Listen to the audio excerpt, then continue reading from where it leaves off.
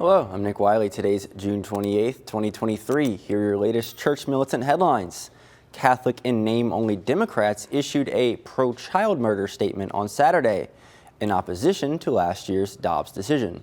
Connecticut's Rosa DeLauro rounded up over 30 Catholic House Democrats, including Nancy Pelosi of California and Debbie Dingell of Michigan, to sign the statement.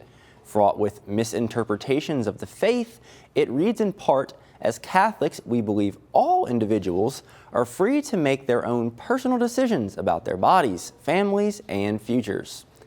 California lawmakers are seeking to amend the state's constitution to enshrine so-called same-sex marriage. But even today, as young people see so many horrific things happening in the queer community today, and we're under attack, at least in California, we can say affirmatively right now, we are never going back. An urgent aye vote.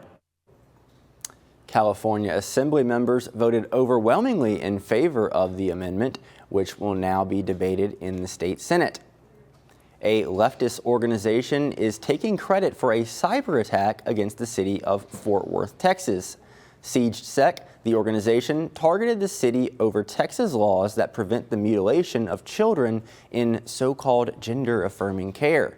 The group, which has a history of launching cyber attacks against states with strong pro-life laws, vows to continue its attacks. Knoxville's former Bishop Richard Stitka is framing his recent resignation as more of a retirement, prompted by health rather than the result of corruption. Tuesday, Stika relayed in an email, "People will speculate on why I am doing this. It is no secret that I have been dealing with life-threatening health issues most of my adult life.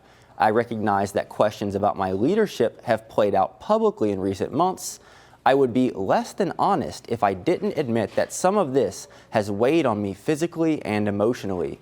For these reasons, I asked the Holy Father for relief from my responsibilities as a diocesan bishop." Stika also announced he hopes to continue living with retired Cardinal Justin Regali and actively minister near his hometown of St. Louis. Finally, Nicaragua's Marxist government is continuing to lord its power over the Catholic Church and its clergy. This week, the Ortega regime hoisted Sandinista flags, symbols of socialist domination, in front of the cathedral in Matagalpa. Many noted the location is not accidental.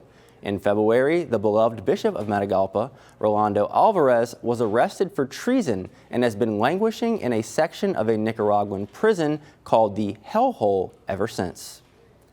I'm Nick Wiley. Those are your church militant headlines. Please watch the Vortex today, where Michael talks about anti-free speech legislation. God bless you.